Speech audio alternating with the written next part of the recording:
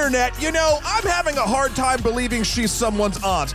My name is Matthew Krol. And my name is Shahir Daud. Matthew Krol, I know that you know a lot of super people, so I want to thank you for thanking of me. Yeah. Thanks, Ant-Man. Like how I did that? This is the only podcast about movies. And this is the episode, the only podcast about Captain America Civil War. You've been waiting for this, haven't you? I've been waiting for this my whole life, but more importantly, Shahir, we have a special guest on the line from across the nation. Wow. Ladies and gentlemen, boys and girls, children of all ages, please welcome writer, game designer, and co-creator of the absolutely fantastic internet series Extra Credits, one of the smartest men I know, Mr. James Portnow. James? Thank you for having me on. I've been trying to get you on the show for a little bit now. Well, I had to be on. I mean, why aren't people talking about Captain America Civil War? So I had to be on the only podcast about it. I know. We've been looking. We haven't found anything. Right, still. nothing.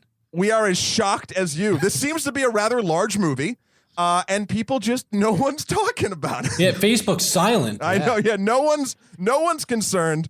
No one's making controversy where there is none. It's almost like the internet's not even there anymore. Oh my God. How do we even broadcast? I don't know. But James, I met you when I was totally bone sober at PAX East about a year and a half ago. I do believe I'm you struggling nearly to believe fell this. into my lap while I was sitting in the leather chair. I do remember that moment It distinctly. was like 1:30, and Did he spot you across the room and kind of gently saunter over to you? Say hello, James. I mean, I don't know if I'd call it gently. So I stumbled, but yeah. So we've been chatting and working on some things in our past time, and I wanted to have you on here because you and I were talking actually while playing a game of Hearthstone about Captain America: Civil War. Indeed. And what just real quick in the beginning, what's your sort of history? I mean, your sort of background with Marvel or the MCU or comics in general? So I love both the MCU and Marvel. I used to be more of a DC person, but I actually love the Bizarro Land stuff, right? Like The Invisibles is probably my favorite comic. Yes. It's so good. It's so good. I need to finish that. And I mean, Sandman, obviously, all that sort of thing. But I love those moments where sort of comics decide they can do something more than just tell an exciting story, which is why I love things like Red Sun, like a lot of the famous Batman one-offs. But it's also one of the reasons why I was so intrigued by them trying to bring Civil War to the big screen, especially because Civil War, the comic books, a lot of the things they're talking about a surveillance state and all this sort of thing are not viable within the way they've constructed the Marvel Universe for the big screen. Yeah. And correct me if I'm wrong, I have not read Civil War, but there is an element to Civil War that gets very, very kooky towards the end, like the Nether region or something like that. Or Oh, no, you're thinking of the negative zone, the negative Shahir. zone, the Nether region. The Nether region. You're thinking of a different book altogether. I think I was reading the porno version of Civil War. Oh, God. No, yes, we'll get into sort of the differences. Yeah, you're right, James. It's not any kookier than the rest of the comic book Marvel universe. It's not something that could be done in the movies at this point. No, right? not before a Doctor Strange or a Fantastic Four movie that doesn't make you want to vomit. Yeah. I'm scribbling down the Nether region as the Yeah, I believe that's in Sex Criminals. Yes. Oh, I'm reading Six Criminals, actually. I love it. I think it's great. Someone told me good. that there was a good comic called Sex Criminals, and I thought they were messing with me, and then I read it, and I was like, you are correct. It's such a great comic book. Everyone should read Six Criminals and then feel ashamed for ordering it on Amazon. It is good to have that on the Amazon list and the things it recommends for it. You might also like ... Yeah, but don't Google it. I would highly recommend against Googling it. Too late. But before we get into the meat and or potatoes of this epic superhero battle, Shahir, I believe you have some housekeeping you want to go through a little bit. Well, we've kind of done a little bit of that already, but I just wanted to introduce us. My name is Shahir Daud. That is Matthew Krol. We are two filmmakers based in New York City who work on films, TV, short films, music videos, all sorts of film and television related work. And we typically broadcast on a Monday, but we're coming to you a little late this time. We needed more time. This is too big. But we did give you a bonus episode, so shut the fuck up. Yeah, it was about a kitty. James, did you see Keanu? I have not gotten to see Keanu yet. Should I? I can't believe you. That's all I need to hear. There you go. There you go. It's wait, get it at home. When you were at the movies, I can't believe you looked at Keanu, Civil War, Keanu, Civil War, Keanu, Civil War, and didn't go Keanu. For a long time, I thought they were the same movie. Oh, wow. Right. Just a cat in the middle. Yep. Right. Like, make total sense. I mean, what could improve Civil War other than having a small cat in it? Right. my It God, has a large cat in it. Yeah. Well, right at the end. I'm sure we're going to get into that in a minute. And you can email us about anything we've said, anything ridiculous we've said, at onlymoviepodcast@gmail.com or hit us up on Twitter at onlymoviepod. Just like our friend Josh Krasowski. Oh, yeah, you butchered that. I butchered that. Butchered that. What's funny is I know Josh as well. I've met Good job. him. Who wrote us in about our review of Green Room. James, have you seen Green Room? I really want to. That's actually on my list. Is it good? Yes. It's fantastic. Although we had kind of a minor opinion about it, which was that without giving away our review or giving away any spoilers, we both think it's a fantastically made film, Right. but not necessarily the most engaging film. Yes. Unlike Josh, who wrote this in, he said, just wanted to say hi. I saw your Green Room yesterday and listened to your podcast. I think that you guys might both like this film with repeat viewings. The world wasn't totally spelled out for me, but there was enough for me to stay engaged and believe what was happening. It actually might be a testament to the film that you guys didn't fully engage with any of the characters, but still liked the movie and found it frightening. No? What do you think about that? I mean, I don't think I ever found it frightening. I think there was a lot of disturbing. Yeah. And James, especially if you've, we talked a little bit about it in our previous one about how violence, especially even in a Marvel movie, is very cartoony, very, slapsticky, even when it's serious, So in Green Room, it takes violence and brings it back to the base almost of just like, it feels wrong. Like violence is true violence. Yeah. It's the kind that makes you think this should not be happening. Right. And so I was never scared. I was disturbed. And Right. but yeah, I mean, maybe I'd happily watch it again. Well, That says something about you. Those two sentences juxtaposed.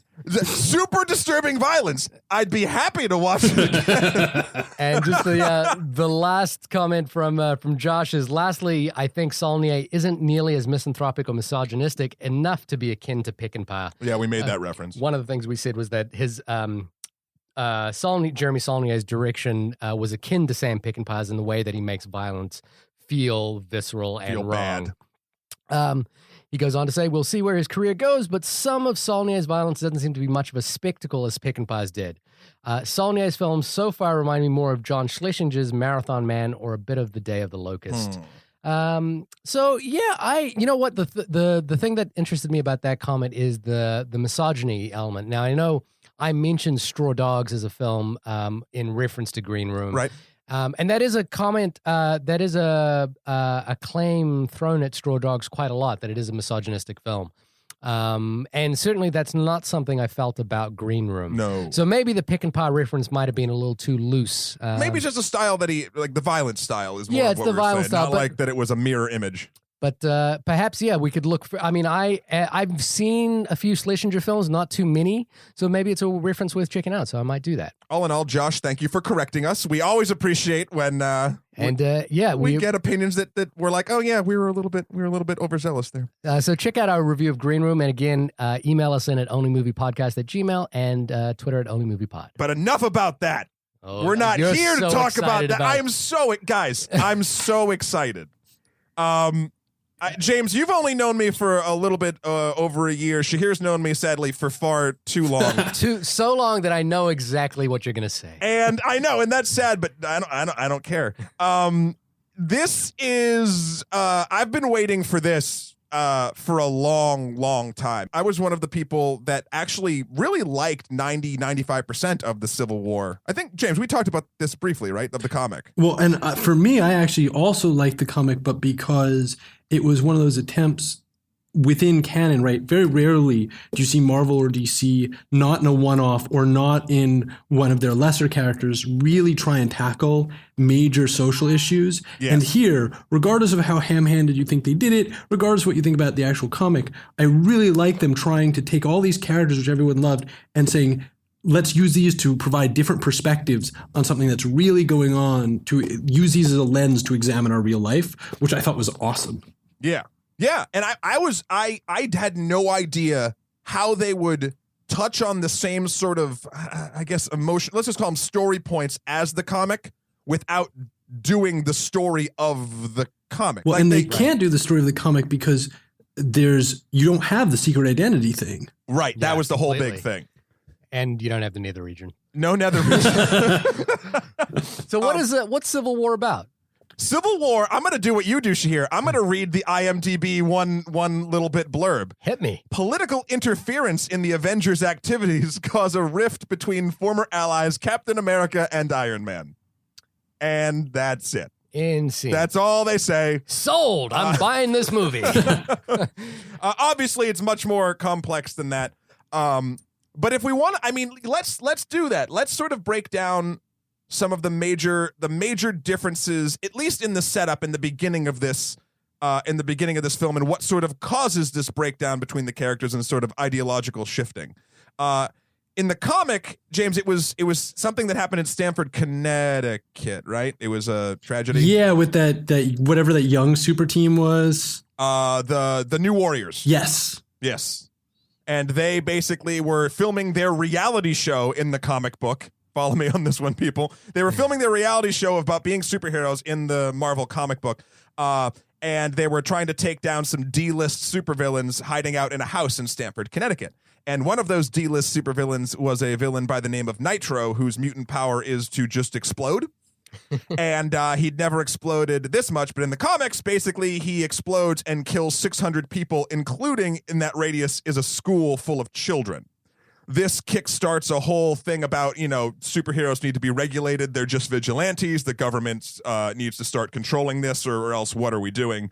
And in this film, they kind of do something, again, not as heinous, but I was curious what the catalyst was going to be to not mirror, but be the spiritual sort of thing of that moment. Well, and what I love about the catalyst in this film is that, I mean, obviously the catalyst, and I'm assuming we are allowed to, since this is the only podcast on this, we're allowed to spoil things. We can talk about like the first third right now, let's say, but we will spoil in due time. Yes, but you can talk about what you're going to talk about. So just there is that the inciting incident is a case in which the Avengers go to save someplace, and in doing so cause substantive collateral damage. And what I liked about this, as they have done many times, right. But the difference between this and the Civil War comics that I really liked is here they place it squarely at the feet of the Avengers, right? The Avengers did this. Yes, and so you can't say that the Avengers are different, right? They're not the Young Warriors or whatever the other team was, right? They're not this inexperienced crew. No, this is the fault of the Avengers, and we've in fact seen this happen numerous times throughout the film. Yeah.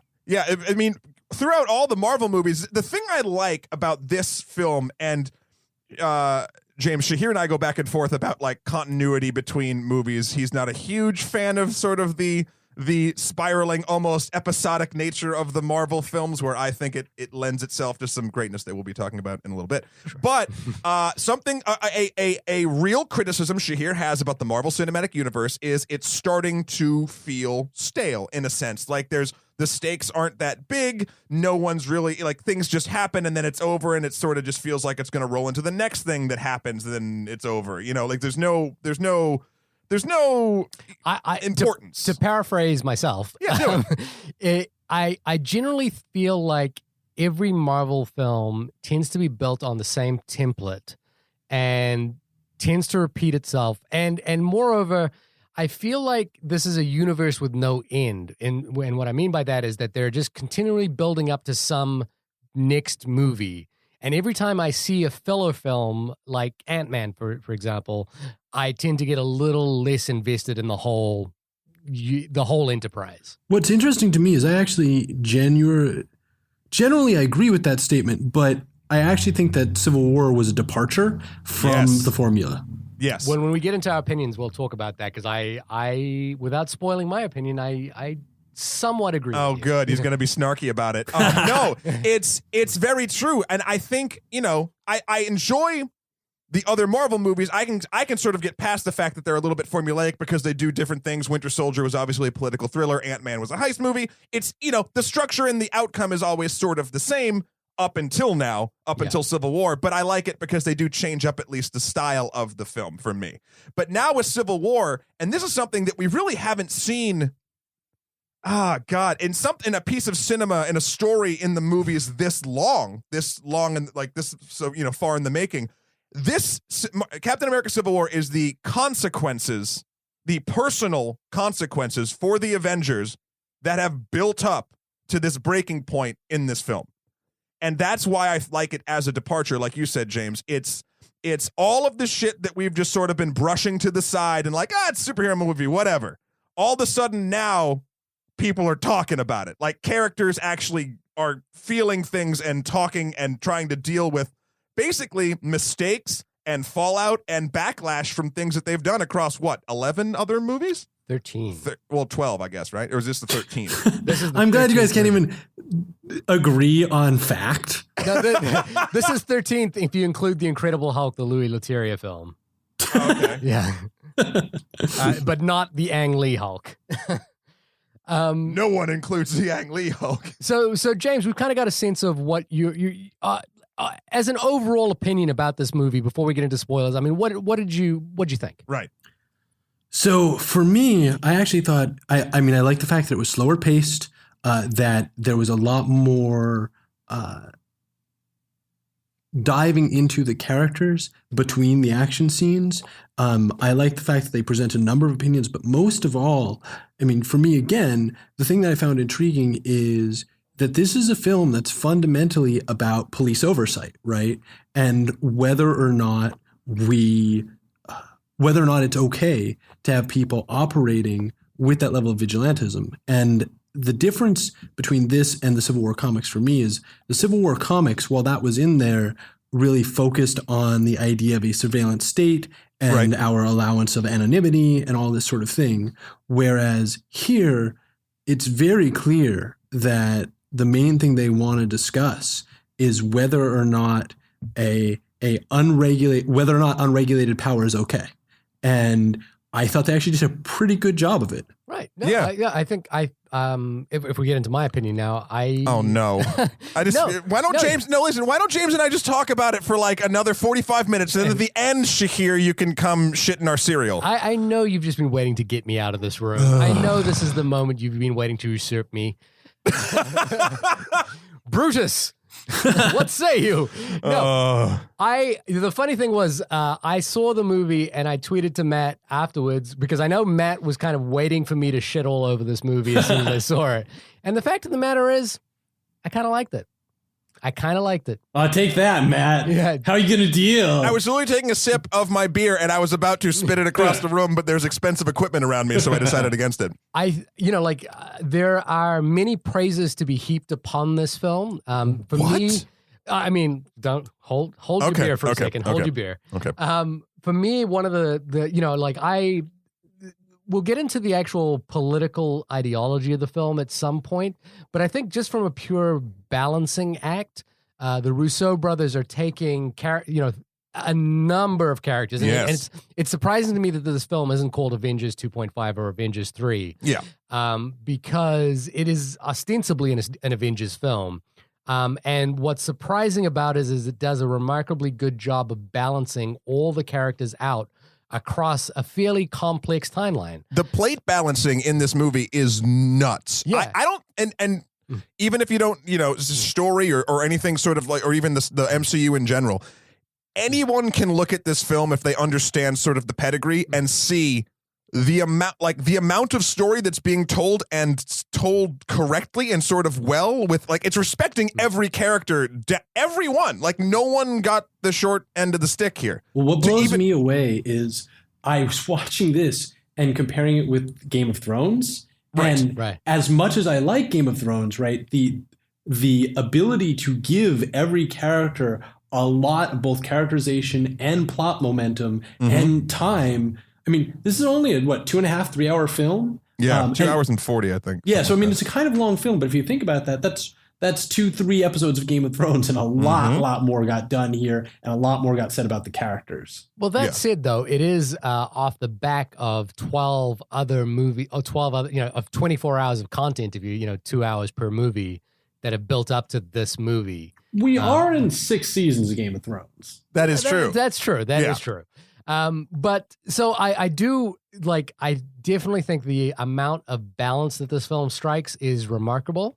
And the way in which the story unfolds is continually engaging to me. I was continually kind of going, this is happening. And they would do things like throw in Black Panther, for example, in a way that was that would seem to be confusing and ridiculous in any other film, but it seemed to work very well in this movie because they managed to strike the right balance of holding back information until it was absolutely necessary. Yes. You're right. As much as I cheekily says that we're 6 seasons of Game of Thrones, we're also 50 years of comic history here. Sure. And they do have the advantage specifically that comic superheroes have, where those superheroes are an archetype, right? And so the first thing they do with Black Panther, with whoever else, is present this really immediately understandable archetype. And then as it progresses, they give you the granularity. Yes. But you're able to immediately get what that character is or whatever character they introduce because they have just this really, really strong,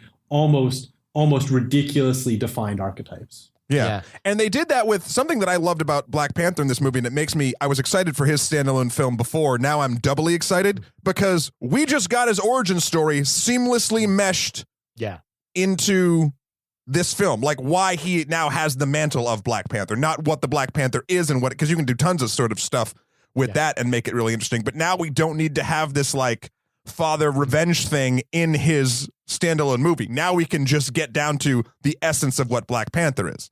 And I really appreciate and kind of, no pun intended, marvel at how they did that. And on the flip side, how they handled Spider-Man.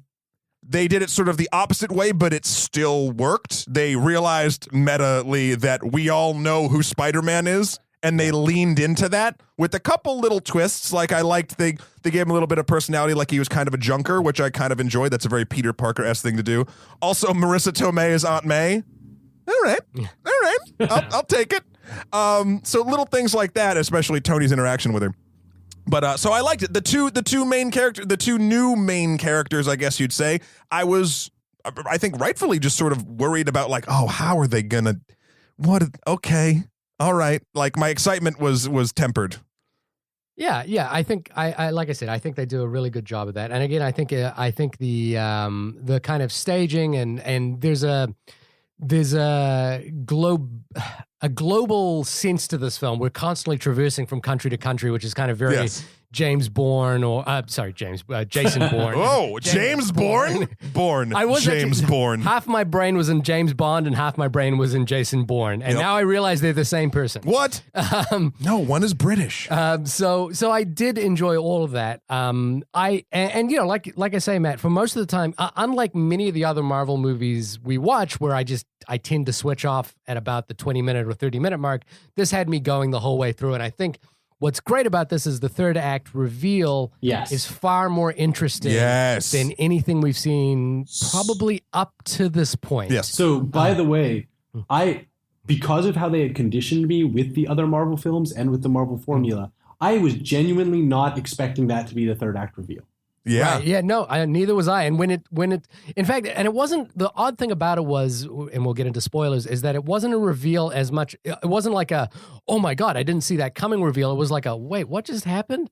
Oh. And it was kind of like one of those great reveals that forces you to think and engage in the narrative in a way that I think is really engaging. And it's again, I wouldn't have expected it from a Marvel movie, and I wouldn't have expected it done this thoughtfully in a Marvel movie. So I was impressed by that. And I mean, what you said is absolutely right. I love that sort of reveal that recontextualizes all the previous narrative. Yes. And that's exactly what it did for me. That said, like one of my, I knew it, James. He was going to turn it. You've been waiting to. I can see you're so excited to talk about. He's this literally movie. Embracing me, right? But his hand is reaching for the knife in the back. Look, no, I do. There are some general underpinnings that I think are probably just nitpickings at this point.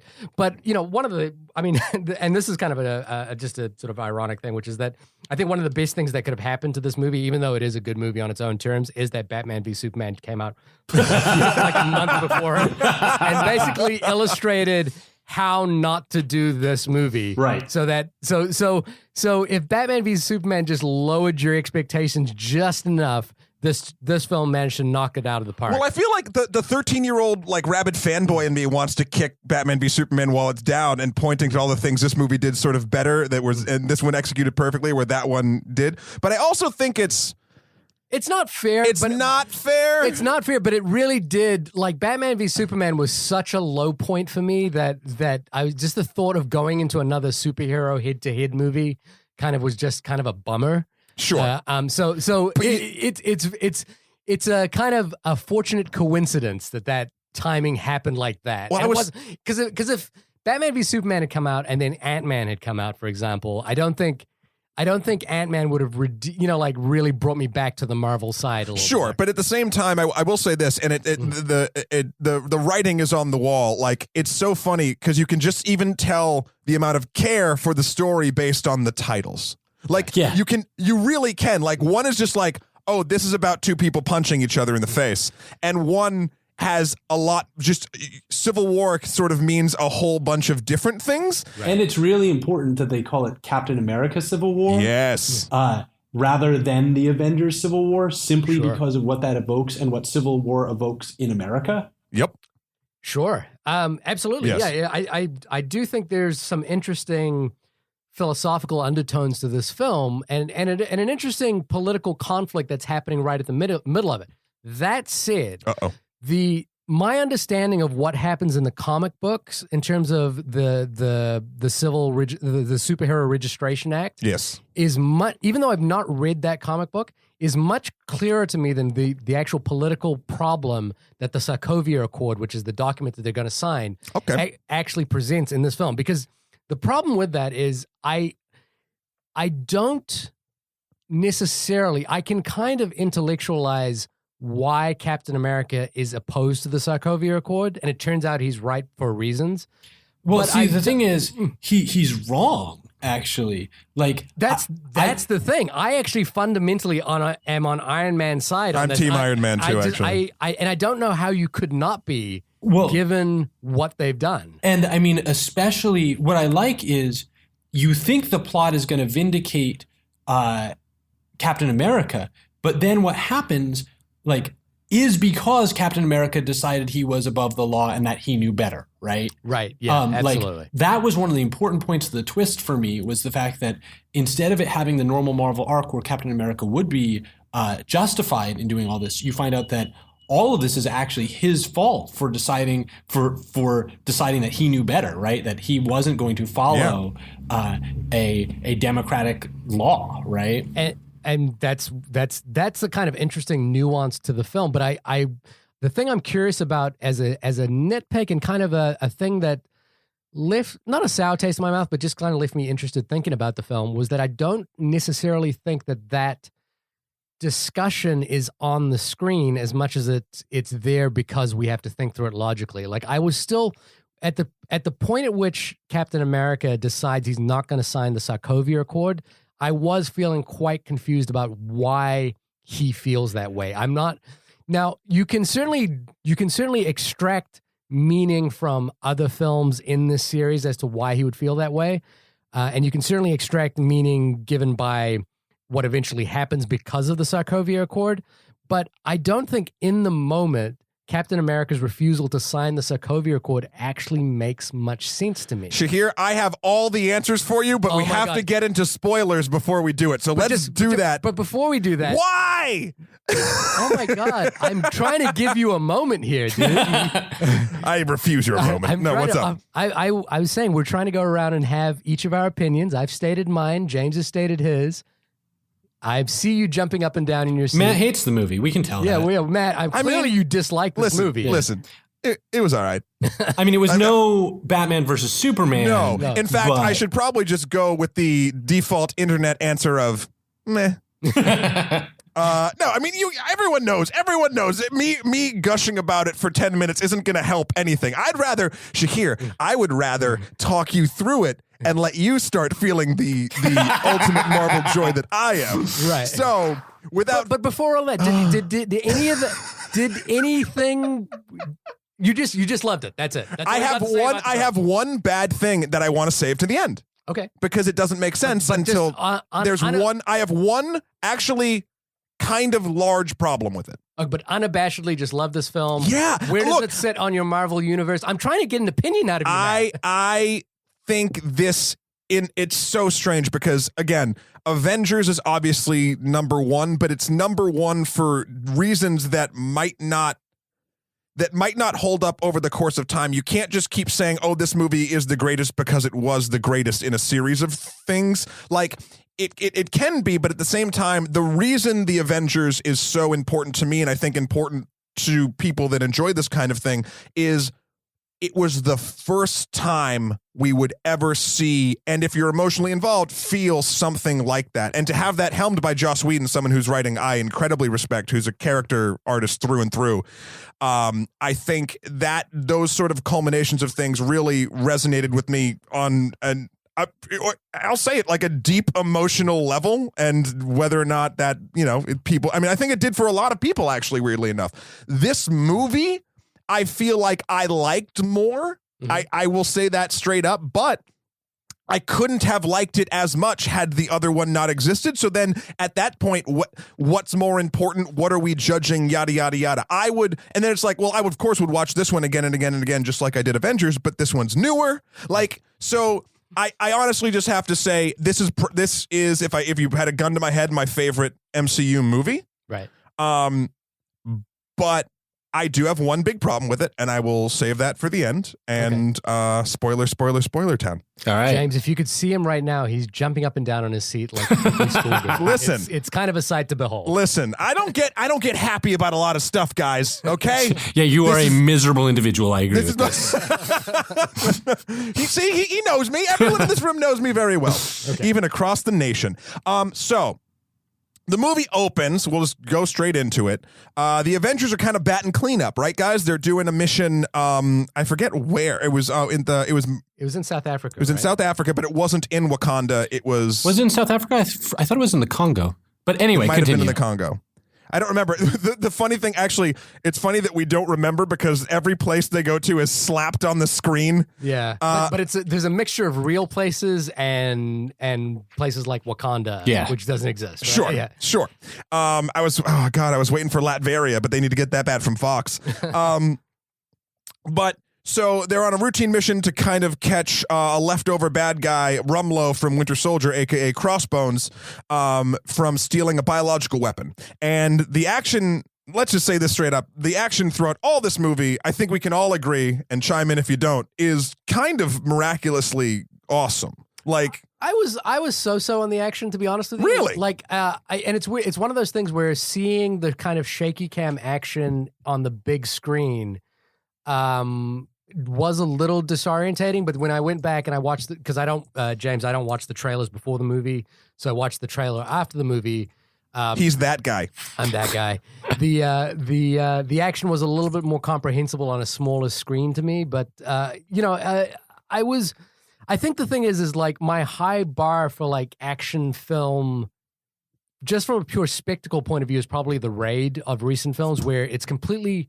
You're well orientated and you get to enjoy the spectacle of the action. And How is Mad Max not the answer there? Well, Mad Max is a good answer, but I do think The Raid, as far as fight choreography, is probably one up on it in terms of like the sheer spectacle of the fight. Whereas I think Mad Max is a much more well integrated film. No, I can give you that. I just wanted to beat on you while giving props to Mad Max. Oh, trust me. The first episode we did was Mad Max, and it was amazing because we were always expecting Matt and I to fight about everything, and we got on to do this podcast, and it was like we both love this movie. Yeah, Mad Max is kind of our joining our Wonder Twin moment. So I did find the fighting and the choreography of the fighting mixed with the way that they'd shot it a little bit disorientating, but it was. To me, it was kind of akin to The Dark Knight in a way, which was that the story was there was so much more about story in each scene that it didn't matter in a way.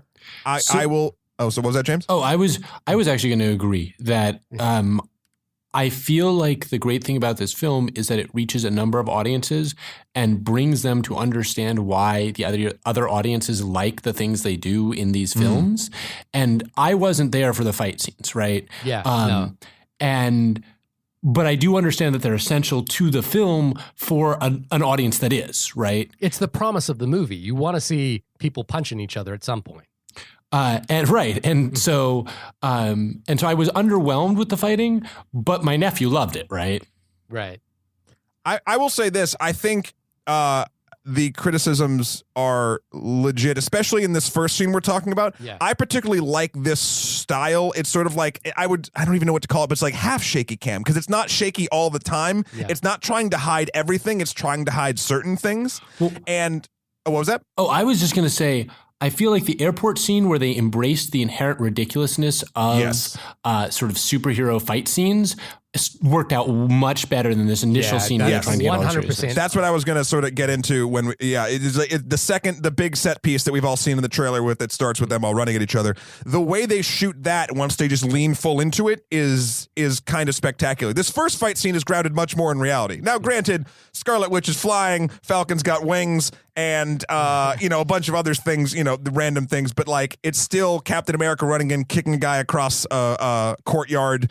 But then like the stuff that always gets me, and God, Scarlett Johansson's stunt woman, whoever that is. Well, in Age of Ultron, it was the blonde woman with the kid that you kept seeing pop up places. Oh, really? The one in Grand Central? She was in Grand Central at the end, right? No, that was in the first Avengers. In this one, it was just like the little kid that like Hawkeye goes back when they're trying to butter him up to make you think he's going to die. Right. When Quicksilver saves the day or whatever. Anyway. She was in it. That I don't know if it's this, but like I'm always mesmerized at like, at least for me, how they keep her sort of style of, I don't even know what kind of combat that is, but like feeling fresh and like, oh my, like there's a couple moments in this fight and in Winter Soldier where I legit went like, ooh, like I was just like, shit, like that looks like it hurt. And in a lot of this stuff, it's just sort of like we even said, like fluffy nonsense stuff. Now, again, it's a lot of fluffy nonsense stuff, but the couple hits where I felt it felt good. Anyway, the bottom line is at the end of this fight scene, Scarlet Witch messes up a little bit, and in the spiritual sort of moment that was Stamford in the comic books, ends up killing a bunch of Wakandan, basically goodwill ambassadors. Is that right?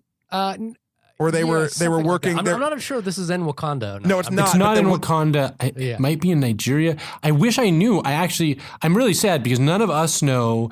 And what's even worse is I'm actually looking at the Wikipedia like plot entry, and nobody even bothers to mention what African country this is because generic African country, right? Yeah. But it was a real one. Right. I remember seeing I just don't remember the text of it. Well, the important thing was that the Wakandans were coming out to the world, right? The Wakandans had hidden Wakanda forever, and this was an embassy to one of the other African nations as part of their Wakandas on the scene, right? Right. And just for those who don't know, Wakanda is a technologically advanced nation. The most technologically advanced nation in the Marvel Cinematic Universe. And it was introduced to us briefly in Age of Ultron when Ultron steals all the vibranium, which is their major sort of product. Right. Not normally sold out. In fact, I believe Captain America's shield before Claw, what's his name, who played him, who Ultron cut off his hand in that movie, he stole all the vibranium and then Ultron stole it from him. Like they don't like just export this shit willy-nilly. Like it's supposed to be important to them. They just got it stolen. It's amazing how complicated these stories can get. Before we're talking about like we don't even know where this is, but there's so much history in the Marvel universe at this point. I mean, there's a lot of fictitious. I mean, I think the two biggest fictitious things in the comics are Wakanda and Latveria. Those are the two countries, and I'm not counting like the Negative Zone or the Savage Land or like any of that the shit. Nether region. Or the Nether region. The Nether region. Yeah. Oh, man. Right in Stan Lee. He can do that. So Scarlet Witch accidentally, while saving Captain America, kind of inadvertently kills a bunch of Wakandan delegates. And that's when General Thunderbolt Ross from the Hulk movies I like that. Rolls in and basically, at first, kind of politely in Avengers headquarters, gives them the Sokovia Accord that all of the nations of the UN have basically said this needs to be done, and now is basically mandating that the Avengers have UN oversight. Now, I get, Shahir, your sort of trepidation of this not feeling as weighty as like the freedom of choosing who knows your identity or not. Yeah. But it's interesting, and I'm glad that, because again, I didn't know how they were going to pull this off. I didn't even know really if they would. But so you kind of, if you hadn't seen the build up of like united we stand, divided we fall, they're going to fight, they're going to fight, they're going to fight. There's a couple moments where Cap almost looks like he's okay with it. Obviously, just to set up for people that haven't seen it, but you should have. Iron Man is for it. Tony Stark is feeling very guilty from all the stuff that happened in Sokovia and New York and even DC, which wasn't really his fault. And now his team, where he wasn't even on the scene, he's feeling very, very guilty. And he's also they personalized the issue by a woman confronting him at one of his shows at MIT, a road show that he's at MIT, that he was directly responsible for the death of her son. Yes. Which leads him to kind of fall into the Sokovia Accord. And it's moments like this that make all the silly shit we're talking about work. Like the mother confronting him in that basement while they're waiting for the elevator, like that resonated with me, and I got why he started to feel this way. Because before, you remember Iron Man 2, I mean, I do. But he was telling Congress to fuck itself, basically. He was total Rogue Nation guy. Yeah. And now I think with the weight of what he did with Ultron, and now with the, people being killed on his watch, he's starting to feel it. But there's multiple moments in this movie where before Steve Rogers decides he's not going to sign it, that sort of you're not quite sure what he's going to do, and Tony's kind of talking him into it, and then like little things sort of happen to Steve Rogers throughout that kind of chip away at it. The Bucky story comes up later on. Also, his long-term and only sort of real love interest, Peggy Carter, actually passes away, and he goes to her funeral, and she always told him to, what was it? It was something along the lines of like, give in when you can, or like compromise when you can, but when you can't, don't, or something like that. It was he'd already made the decision not to sign it. No, he was going back and forth on it. Then she died, and then he made the definitive decision. Right. Anyway, lots of little moments that sort of made me believe that he was torn about it, and then the death of Peggy Carter and Bucky, sort of being. He decided not to sign it after the funeral. Then the nations were coming together to sign the Sokovia Accord, including Wakanda. And Bucky reappears, supposedly. Or does he? Well, okay, so now we're into the what was ostensibly my not biggest problem, but just kind of a thing that was like, I'm not sure how this works. What did you guys think of the Sokovia Accord and the scene when they're going to sign it? Well, it's real. No. The actual accord itself. It's the basis for the title of the film. What did you guys think about it? Well, define that question a little bit better, because yeah. I mean, because I didn't get a chance. I didn't get the chance to read the accord. No, well, okay. So what? I got about halfway through. It was a little dry. I mean, it's all the same, and then there's all the addendums and bullshit lunches. Yeah, and then periodically there's some pork barrel stuff in there. Yeah. Like, why are we building a dam in the Sokovia Accords? And it gets confusing. What do you guys like? Where would you land on the Sokovia Accord? Are you for the Avengers being mandated by being having oversight by like a United Nations type front, or are you against it? I mean, the cowboy in me says no, but the realist in me, if we're basing this in reality, would say yes. See, right. I actually believe in the democratic rule of law, and so I'm absolutely for it. I mean, just in the same way that I wouldn't want a police agency, I don't want the FBI or the CIA to operate without oversight and without being liable under the law, right? I think that it's actually what protects us as citizens from the groups that we hand power to. Yeah, absolutely. And I 100% agree with you. Yeah, and so like for me, it's very clear that I think that the Sokovia Accords are completely reasonable, and especially that moment where the general's in there talking to him, and he goes, so where are Thor and the Hulk, right?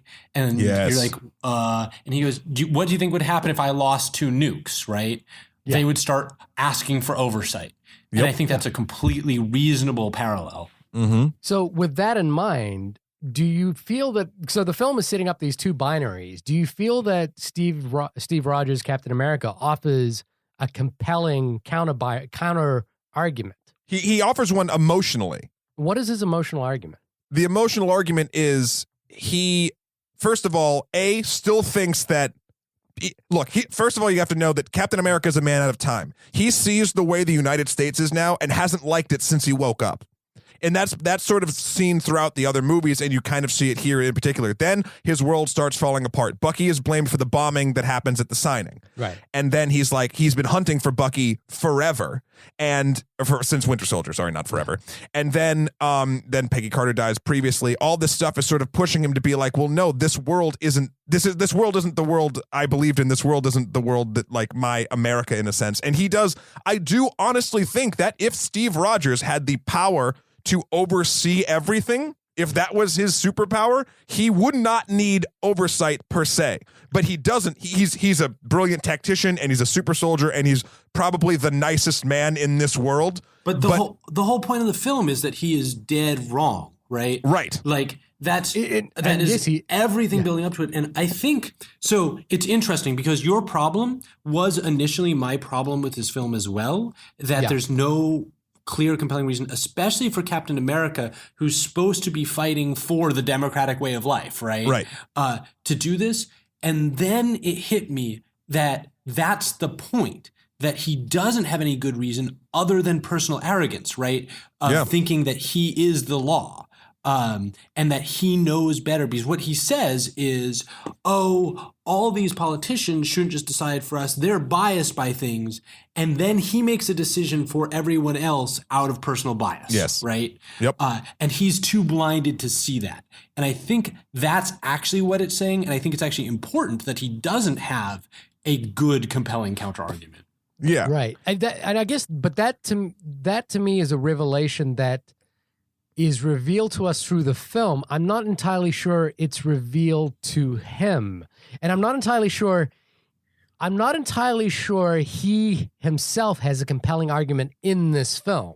Like, and my point there is, I don't see why everything we know about Captain America doesn't say, okay, yeah, I think that's right. I mean, he's worked under S.H.I.E.L.D., he's worked under the U.S. government. But they've all kind of screwed him or been poisoned in a way. S.H.I.E.L.D. had Hydra in it from almost the beginning, and no one in this democratic sort of oversight thing saw it. And it would be interesting if he said that, but he doesn't. He just says, I don't want to sign this. And I think the interesting thing is now, where I can glean sort of meaning from films that I will say, even in Winter Soldier, sort of on par with this, but lesser sort of emotionally driven films that I sort of really dive into and take probably more emotion out of them than is probably meant to, or that is experienced by most people. That stuff bleeds through to this movie. Everything that's happened to Captain America since he woke up and ran around that god-awful green screen Times Square has just sort of like, he used to love this country and believe in this country, and he's literally he's a 90 or 100 something year old man at this point. I mean, in obviously his young man body, but like, he has ideals from the 40s. Right, but does those ideals transcend to not operating, like being a vigilante? Those ideals, and destroying cities, and potentially causing major collateral damage. If he thinks it's for the greater good, yes. But what's weird to me is his whole deal is fighting fascism, right? Like, that's where Captain America originated. Yes, and yet, what we see him take here, what I thought was interesting, is watch him fall into being above that right. rule of law, right? Yeah, I can see that. But I completely agree with you, James. I'm not sure it's actually in the text. So I don't think it's directly in the dialogue. I 100% not even in the dialogue. I feel like the more I think about the actual binary that's created here because of the Sokovia Accord, I feel like it's more of a plot mechanism. Now, but I feel like it's more than a plot mechanism due to the other films. And if you followed Captain America's story and paid enough attention to it, I'm not saying that you didn't pay attention, but you didn't really invest in this character before now, I would say, right? Is that a fair? What I'm saying is, I don't even think I'm a fairly astute viewer of films, and I would say the reasoning for him to say no isn't in this film, and I don't even know if it's in other films. Now, I think what James is saying is correct to the actual storyline, which is, I think, but I don't think we see Captain America make the same kind of conclusions that James just made about realizing that he is above fascism. Like, does he even actually? No, but he's misguided. That's the point. He's misguided, but I don't think he realizes that. And that realization is important to him choosing not to sign this document. I'm guessing. So I think him not realizing he is misguided is what allows him to not sign the document. And I think that what we're going to see, given where the film ended, I think that we're going to see a revelation for Captain America later on. But it doesn't happen in this Captain America film. It is not. It is his revelation, his realization that I don't think he even realizes that Zemo. Oh, what is his name? Zemo. Helmut Zemo is actually a direct result of his own actions. I don't think he makes that connection because he's not the person who apprehends Zemo at the end. Am I right? Which one was Helmut Zemo? He was the guy that was the plot machination, the bad guy who like set up the whole thing for the confrontation. Okay, he's the bad guy who's totally reasonable, unlike all the other bad guys. I love this bad guy. But I don't think realization happens to Captain America. Right, I completely agree with you. I don't think he ever has the realization that he was fighting authoritarianism and then just goes on an authoritarian jag here, right? The entire film. He doesn't, but that's the cool part. That's what we're saying is he does not have that revelation. He just does it because he thinks whatever he thinks is kind of for the little guy in democracy, but what he's actually doing is the opposite. Right. Now, authoritarianism is bad except when I do it. When I'm right? But then it's not when I do it. It's, then it's fighting for justice, right? Yeah, exactly. I think the conclusions that we've all drawn here are valid and interesting and make the film more interesting. But I don't think that it's necessarily in the film. So I think it's throughout the film. I would say that given the final sequence where we find out just how wrong Captain America actually is, how if Bucky had decided that he wasn't also above the law and had said, I'm innocent and gone and turned himself in, none of this would have resolved either. Right. And clearly all of this, the guy's timeline is super short. Before Bucky ever went to trial, it would have been very clear that he did not do this, right? Like it's given to us in the film. And so the reason that I think that this is not reading too much into the text is that last moment, just everything about it isolates. Okay, Captain America, this is your fault because all of this was a lie. You weren't right? This guy's like, oh my God, we have to operate non-governmentally because we have to stop this guy who's going to unleash these 4 or 5 super soldiers on the world. It was wrong, right? And in fact, he walks them all into a trap which was designed to split them apart, which it does, right? And then on top of that, we're shown that he made the conscious decision to not tell Iron Man about this is Bucky. A story point that we might get into a little bit later. Right, and we should definitely talk about that one. But these are all things where he made decisions for other people. Right? Where he is really doing the very thing that he's supposed to be opposed to. And so I think because of how much they hammered on that at the end, I think they are trying to say it with the film, even if it's nowhere in the dialogue because he has no personal realization during this film. Although I think he will. And given the fact that he died in the comic Civil War, we may have an epic death of Captain America upon realizing like this and redeeming himself through death, right? As a setup in a future film. But you're right. He does not realize it in this film at all. And the only thing I would say, I think that that's a really good inference from the text. But the only other thing I would say is that it feels like Captain America is vindicated in his decision not to sign the accord because at some point the entire Avengers team is imprisoned by the oversight committee. And I feel that's not vindication, that's his consequence. But I think that's a vindication of his hesitance to sign it, which was that they would arrest him for being a vigilante. In his head. Right. But that's exactly, we're all sort of... To us, the viewer, it's clearly not a vindication, right? Like, he's telling himself it is, but the whole point is that as a viewer, we're supposed to see how wrong he is, right? Like how all of his actions led to all the consequences that are negative in the entire film. But Shahir, what you're saying is this particular aspect didn't work for you in that way. I don't think it did, and I don't think the film is playing particularly on that complex. Like that is a. I do. That is a level of narrative duality and deception that I don't think the film is actually consciously operating on. I think it is. Given the monologue at the end, like the monologue where he says, "I'll always be there for you." No. I meant the villain's monologue. Yes. I think the villain's monologue is. Well, we've been going. I don't think any of us are going to change each other's minds about this little part. I think you guys are going to a degree to convince me about the movie. But I know, but I think let's go. I think I can convince you by the end. Can I say one final thing? Oh God! Yes, Shahir, go. Jesus. And go. Okay.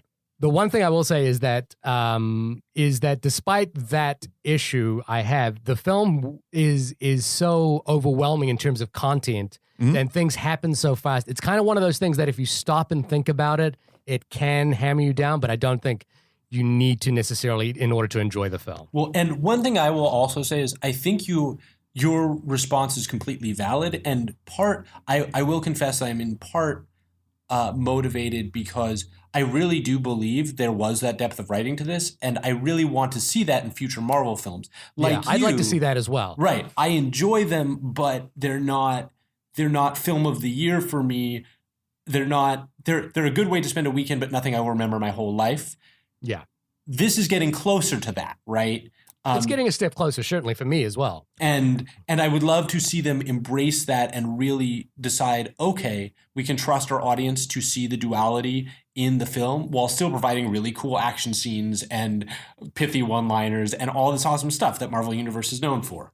And I think where I'm coming from this whole thing is, and it's interesting because I think we run now the spectrum. So I'm going to be sort of the blind faithful. Like I believe this is what they're going for. I think I see things that point me in that direction.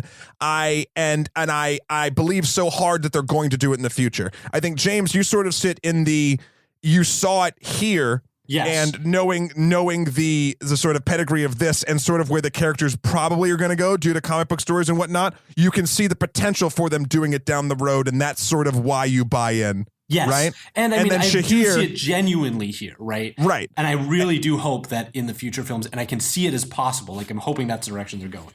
Yeah, and where Shahir, I feel like, because, and correct me if I'm wrong, you don't particularly like this episodic continuity. You think it sort of hinders what a film can actually be in a lot of cases. I'm just saying because of that sort of standpoint, and it's a totally valid standpoint, I just think that you wouldn't have taken the stuff sort of with you from before because that's not what you're interested in. That's not what the other films didn't interest you enough to have you bring it here.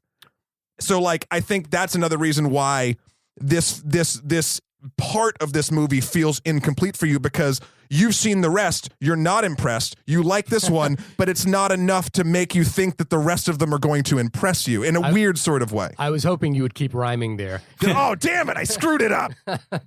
No, it's a valid point. I do think that this film takes my interest in the Marvel Universe one step further. But they're still like, will I watch this film again? Will I remember it? I'm not sure. I don't feel compelled to rewatch it at this point, but I did enjoy it. Okay. And it's interesting for me what you say. I will remember this film if the payoff is really there in the next one, right?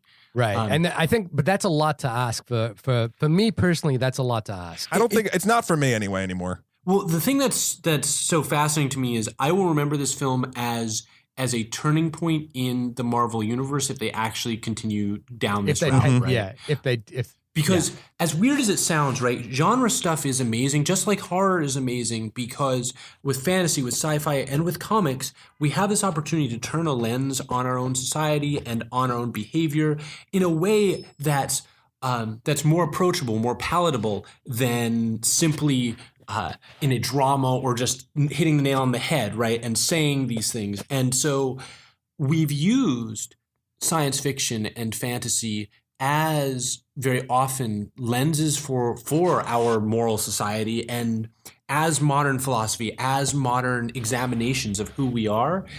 And I think it's actually important, given the size of the Marvel films and the Marvel universe, that they pick up that mantle a little bit. And I saw them starting to here. And if that continues, I will remember this film as a turning point in saying what a superhero film can be, right?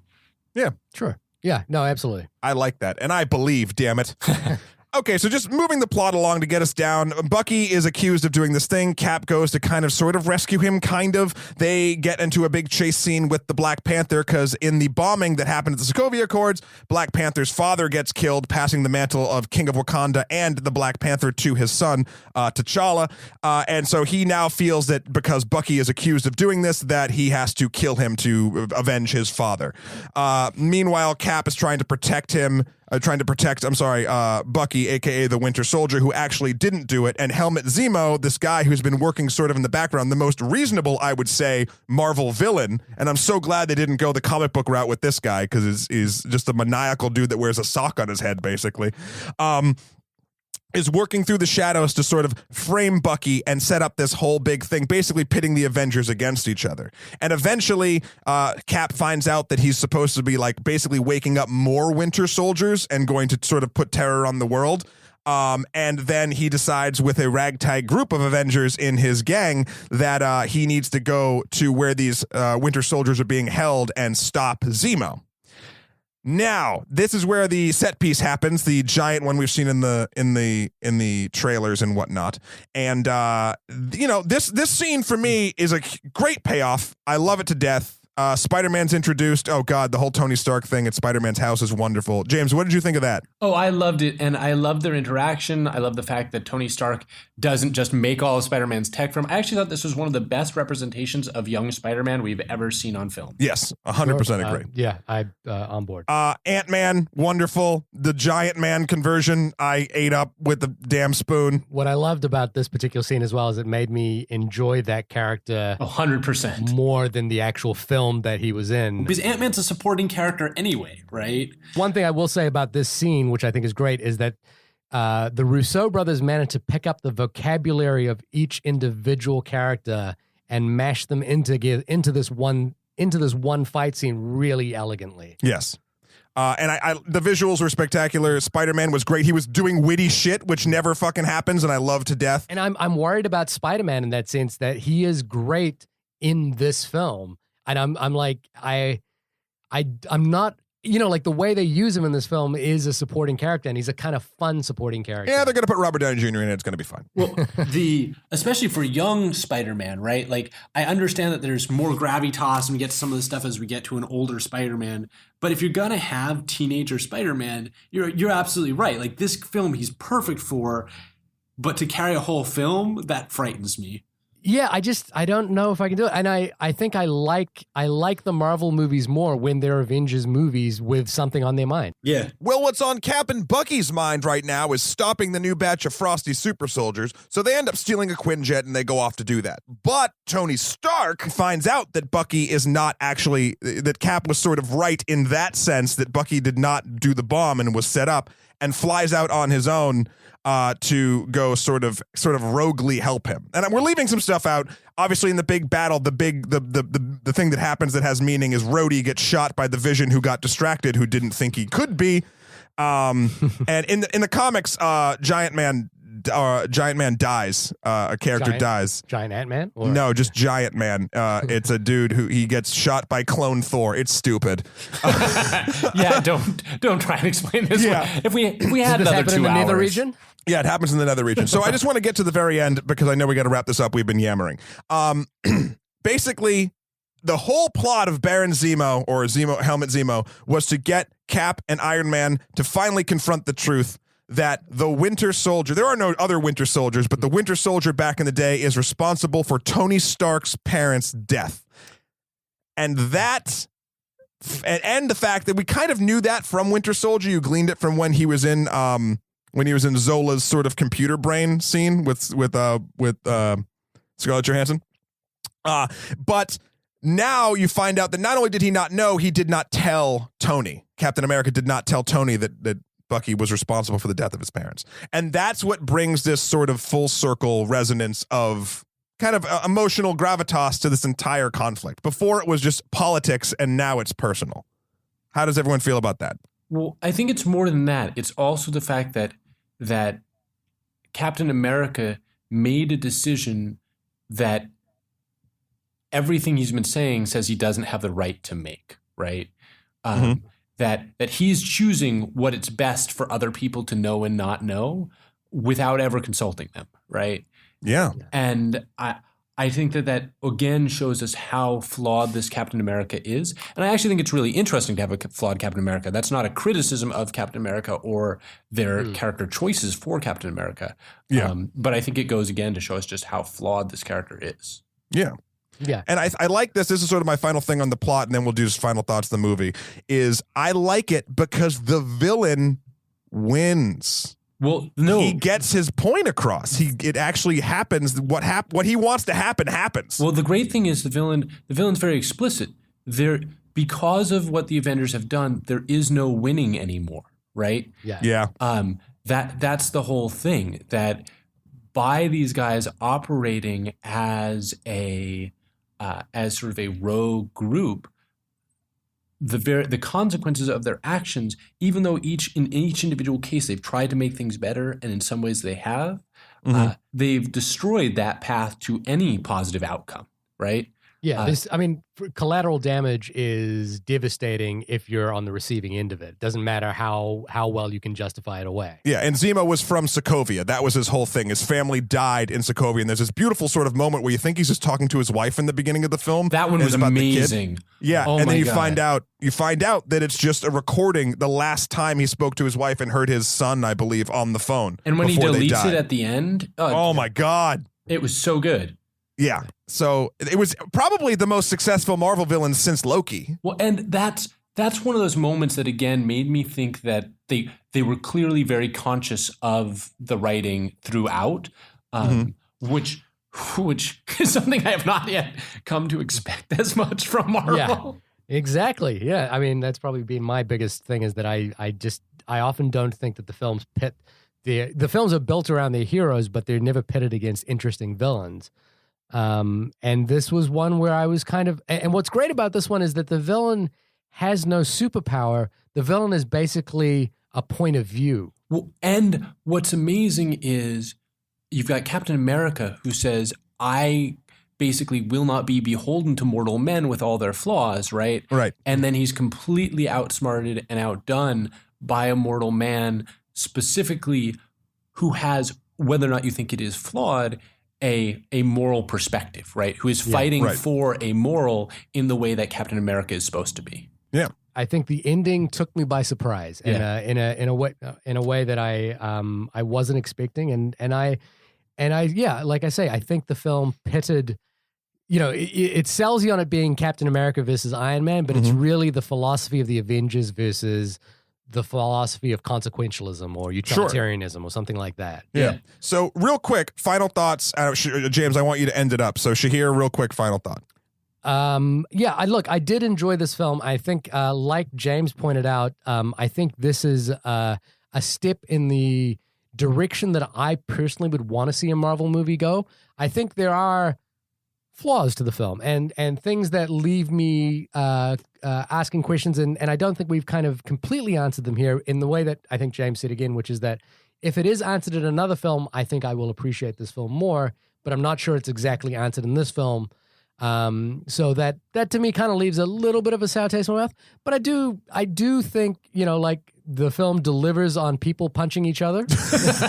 so that's good. All right. Would you say to see it? Would you tell people to see it? I certainly think if you're a Marvel fan, if you're an action movie fan, you'd be an idiot not to see it. I want you to understand, James, the fact that he just said that is the most weird thing. It's like it's watching an animal walk on its hind legs. My quick final thought before James takes us home. I will watch this film an infinite number of times. I love it. I love it. I love it. I love it. If that's not even clear. My one concern with it that I said I'd bring up, the only thing is, this is my emotional gravitas for the Marvel Cinematic Universe. Civil War has always been one of my favorite stories. And to be quite honest, I don't know how they're going to make me care this much again with the Phase 3 story arc. Like, Thanos to me is just another big cosmic bad guy that courts death. Right. Like, that's cool to like little comic book me, but like it's not going to have, even with the fate of the world on the line, it's not going to weigh as much to me, and it's not going to feel as important as this film felt. So I hope that, like what we talked about, the consequences of this film play through. If they don't, I think they might have outdone the cinematic universe, and they'll have to, if they go back to worse shit, it's going to kind of fall apart. James, take us home, buddy. So, I mean, I'm basically in agreement with both of you. Is this a perfect film? No. Is it even a great film that's going to change your life? No. Is it, though, a great Marvel film? Yes. And to me, it is the best of the Marvel films. If you like Marvel, like, this is an incredible film that points him in an incredible direction. It was much more powerful with much more of a payoff for me than I think any of the other films. And it's really what I hope we can start doing, the conversations we can start having around these films, right? I've loved having this conversation with you guys, and the fact that we can leave a Marvel film and have a coffee shop discussion for the next hour is fantastic. So I loved it. I would highly recommend it for anyone who's even remotely interested in this sort of thing. All right. Well, this has been the only podcast about Captain America Civil War, guys. We did it. James, Nobody else talking about it. where can people find you? You're fucking everywhere. I have periodically been known to grace the internet. So yeah, if any of you guys want to watch and hear more of this discussion really about games, because I'm a game designer and that's been my trade for many years, feel free to Google Extra Credits and you will find our show where we have this sort of discussion about all the different games today and how to build games, as well as talk about history. So yeah, that's me. Extra Credits.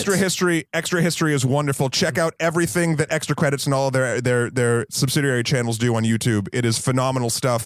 It will make you think about things that you didn't even know you loved thinking about, and it's a wonderful experience. I'm a big fan now, James, having just started watching the show recently. I think it's fantastic work that you're doing over there. Awesome. Thank you. Shahir, where can people find you, buddy? You can see me and all of my work at shahirdaud.com, SHAHIRDAUD. You can see my films, my writings, my Twitter, Facebook, Instagram, all that good stuff is there. Check out my robot music video coming out. He's got a robot music video, James. He swears to God it's coming. I'm holding you to this. We'll see.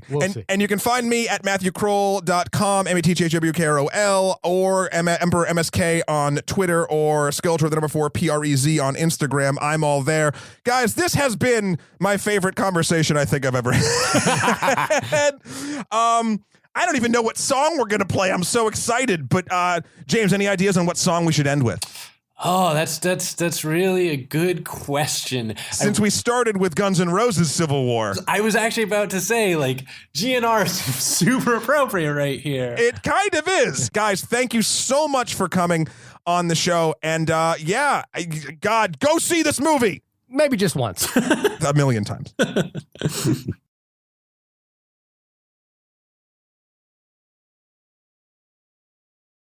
Wait 1 second, true believers. We still have a little more show for you that we couldn't cram in before because we love our listeners. And What? I know. And we got a wonderful Civil War little piece coming in here. Shahir. So yeah, we're being a bit more active on the Facebook page. Check us out on Facebook, the only podcast about movies. I'm going to say that right. And we asked people what they thought about Captain America: Civil War before we recorded, and we got this lovely message from Patrick Joseph, who says, "Another triumph for the house that Spidey built. As a comic fan, my first instinct is to hold this adaptation up to the story that inspired it to see how it fared.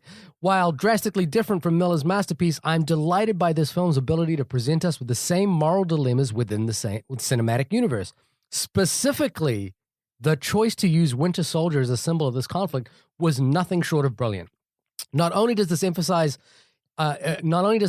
on his character remind us that this is first and foremost a Captain America movie, but his unique situation as a hero turned villain against his will makes us question if he is truly responsible for his action.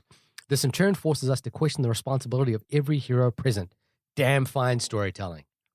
I think that's actually a really, again, that's one of those emails that's more convincing to me than the film itself necessarily, but I do think it's a good film. But I think he makes really good points. He makes excellent points. Look, I've known Patrick for a while now. He's one of my old Jersey friends, and he is one of my best gaming buddies too. We do a whole thing about a yearly gaming party thing that he throws, and it's brilliant. But it's all.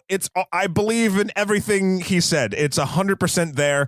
Patrick's a super smart guy, and I hope that it furthers Shahir. Well, your belief. I know we're the only podcast about movies, but there was an interesting article that articles aren't podcasts, Shahir. That's true. That's true. Yeah, articles are podcasts for your eyes to read. For your eyes, yeah. I get it. Matt Singer over at Screen Crush wrote an interesting article, which was the one thematic line tying together all the superheroes in the Marvel Cinematic Universe, and he wrote that in his opinion, it's choice. It's whether you have the choice to be a hero or not. And I think it's something that Spider-Man echoes in this film. It's something that he can't go to Germany. He has homework. Well, he says, what's his line? Which is that if you have the opportunity to help someone and you don't, it's your fault that if they get hurt. Yeah. Which if you choose not to. And the interesting thing about Patrick's email where he mentions Winter Soldier is the Winter Soldier is the one person who has no choice in this film. He has to do these things because he's programmed to do it.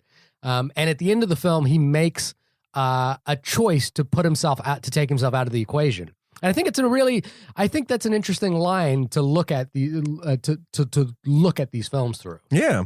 And Shahir, if I can convince you, if James can't convince you, if Patrick can't convince you, I have one way I think I can convince you at the end of this podcast. Oh God, what is it? Is it a giant Captain America weekend? Longing. Rusted, 17, no, wait. Daybreak, don't do it. Furnace, don't do it. 9, don't do it. Begin, no. Homecoming, no. 1, wait, this is Freight really Car, long. Soldier. I love Captain America. Yeah.